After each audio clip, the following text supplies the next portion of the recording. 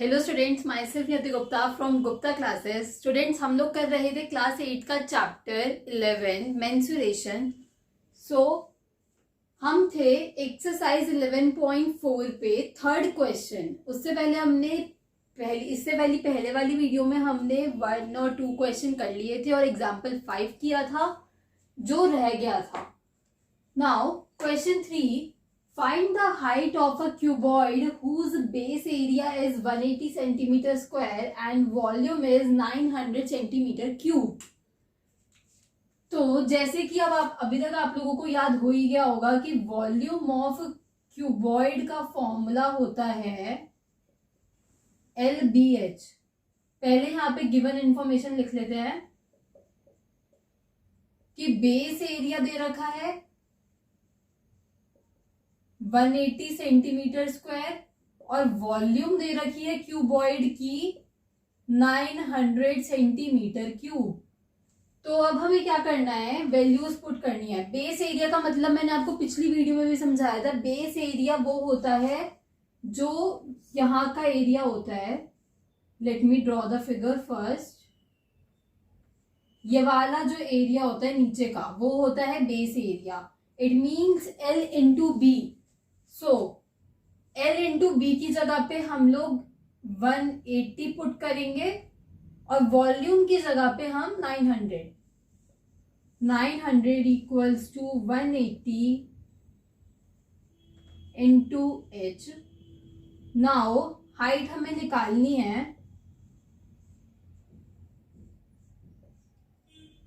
अब इसको डिवाइड करेंगे, 9 से ही कर लेते हैं, 5। H is equals to 5 centimetre. Got it students? I hope आप लोगों को समझ में आया होगा। डायरेक्ट फॉर्मूला लगा के हमें बस क्रॉस मल्टीप्लिकेशन करनी ही थी, उसके बाद आंसर खुद निकल गया। या अगर नीचे एक लाइन लिखनी है तो हम ये भी लिख सकते हैं, the height of cuboid is 5 centimeter. Okay. Now question 4. A cuboid is of dimension 60 centimeter, 54 centimeter, 30 centimeter. How many cubes with side 6 centimeter can be placed in a given cuboid?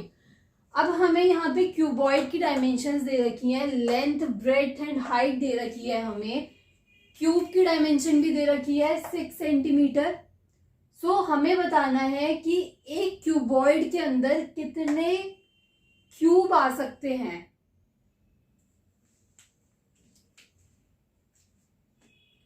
Now solution में पहले हम लोग given लिखेंगे, length of cuboid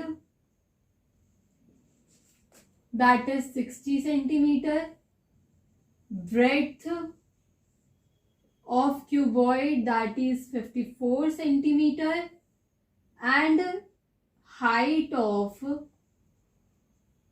cuboid is equals to 30 centimeter। and यहाँ पे हम क्या लिखेंगे, side of cube is equals to 6 centimeter। दोनों का वॉल्यूम निकाल लेंगे पहले, क्योंकि स्टूडेंट्स वॉल्यूम निकालेंगे तभी तो हमें पता चलेगा ना। Volume of cuboid LBH, that means 60 into 54 into 30, and volume of cube is equals to side का cube। Got it? अब साइड का क्यूब मतलब कि 6 इंटू 6 इंटू 6। हम क्या करेंगे students, number of small cubes निकालने के लिए volume of cuboid divided by volume of cube. Number of cubes के लिए हम लोग करेंगे volume of cuboid. 2 minute students, marker change कर रही हूं मैं जरा। Volume of cuboid upon volume of cube 60 into 54 into 30 upon 6 into 6 into 6 10 5 9। तो स्टूडेंट्स इसको हम इजीली कैलकुलेट कर सकते हैं, इसीलिए मैंने ऊपर कैलकुलेशन नहीं करी क्योंकि ऊपर नीड नहीं थी हमें कैलकुलेशन करने की। 9 into 5 equals to 54 and 45 and 45 into 10 is equals to 450 cubes. मतलब कि स्टूडेंट्स 450 क्यूब्स आ सकते हैं एक क्यूबॉइड के अंदर जिसकी डायमेंशंस ये हैं। I hope you all are clear है। सो नाउ स्टूडेंट्स अब हम आगे बढ़ते हैं 5th क्वेश्चन पे। सो now students question 5, find the height of the cylinder whose volume is 1.54 meter cube and diameter of the base is 140 centimeter। So now students एक चीज notice करिए यहाँ पे कि जो वॉल्यूम है वो मीटर क्यूब में दे रखी है और जो बेस है, बेस का डायमीटर है वो 140 सेंटीमीटर दे रखा है। तो हमें पहले एक ही यूनिट में कन्वर्ट करना पड़ेगा। सो हम क्या करेंगे कि सेंटीमीटर को मीटर में कन्वर्ट करेंगे क्योंकि जो वॉल्यूम है वो भी मीटर में दे रखी है। Now given volume of cylinder is equals to 1.54 metre cube and diameter of base दे रखा है, बट डायमीटर की जगह पे आप लोगों को पता है हम लोगों को किसकी जरूरत होती है, रेडियस की जरूरत होती है। सो 140 सेंटीमीटर हमें दे रखा है। रेडियस के बारे में अगर हम बात करें तो 70 सेंटीमीटर होगा एंड 0.7 मीटर होगा कन्वर्ट करने के बाद। सेंटीमीटर को मीटर में कन्वर्ट करना आई होप सबको आता होगा अभी 8th क्लास में। तो now students volume of cylinder का फॉर्मूला πr²h। फाइन, अब हम वैल्यूज पुट करते हैं। 1.54 इक्वल्स टू 22/7, 0.7 इंटू एच। अब यहाँ पे हम क्रॉस मल्टीप्लाई करेंगे, ये ऊपर मल्टीप्लिकेशन में चला जाएगा, ये सब कुछ नीचे डिवीजन में आ जाएगा। 1.54 इंटू 7, 22 इंटू 0.7 इंटू 0.7। सो ये डेसिमल प्लेसेस हट गए। ये डेसिमल प्लेसेस कैसे हट गए, यहाँ पे एक पॉइंट के बाद यहाँ पे एक प्लेस के बाद डेसिमल है, यहाँ पे एक प्लेस के बाद डेसिमल है और यहाँ पे 2 प्लेसेस के बाद डेसिमल है, तो वो कैंसिल आउट हो गया। 7 से 7 कट गया, तो अब 7 इंटू 22 क्या होगा, 154/154 divide 1 meter। The height of cylinder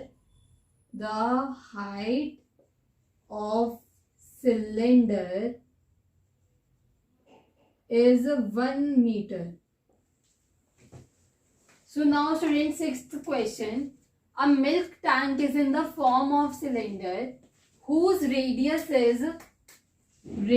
is 1.5 meter and length is 7 meter।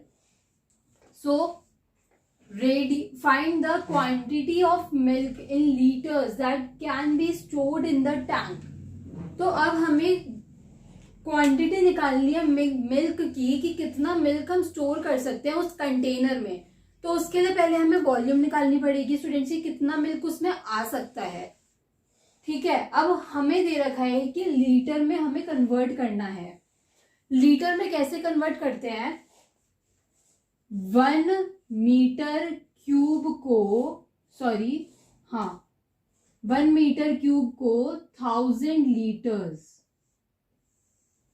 ऐसे होती है मीटर पर क्यूब की लीटर में conversion. Now given radius of cylinder is equals to 1.5 metre and length का मतलब क्या हुआ, height of cylinder is equals to 7 metre. अब हमें डायरेक्ट फॉर्मूला लगाना है, volume of cylinder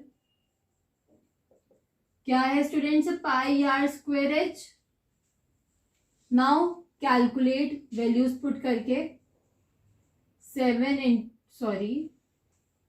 1.5 into 1.5 into 7, सो 7 से 7 कैंसिल हो जाएगा। मल्टीप्लिकेशन करते हैं 22 इंटू 2.25, आंसर क्या आएगा 49.5 metre cube. Got it students. अब मैंने क्या बताया आप लोगों को कि जो मीटर क्यूब को हम लीटर में कन्वर्ट करेंगे उसके लिए हमें इसे 1000 से मल्टीप्लाई करना पड़ेगा। Volume of cylinder is equals to 49.5 into 1000 और यूनिट क्या होगी अब, litre, 49500 litre. I hope clear होगा, ये दोनों क्वेश्चन इजी है। मैंने आप लोगों को मीटर क्यूब को लीटर में कन्वर्ट करना भी सिखा दिया कि कन्वर्जन ऐसे ही होगी। अब लास्ट में अगर लाइन लिखनी है, अगर टीचर स्कूल में लिखवाती है, क्योंकि कुछ टीचर्स होती हैं, जैसे मेरी भी जब मैं 8th में थी तो ऐसी ही टीचर थी कि लास्ट में लाइन लिखी हुई होनी चाहिए वरना हाफ मार्क्स काट लूंगी, वो हमेशा ये बोलती थी। तो लास्ट में अगर लाइन लिखनी हो तो हम क्या लिखेंगे, a milk tank can contain इतने litres of milk. Okay, 2 question और रह गए हैं, फिर फाइनली ये चैप्टर फिनिश। सो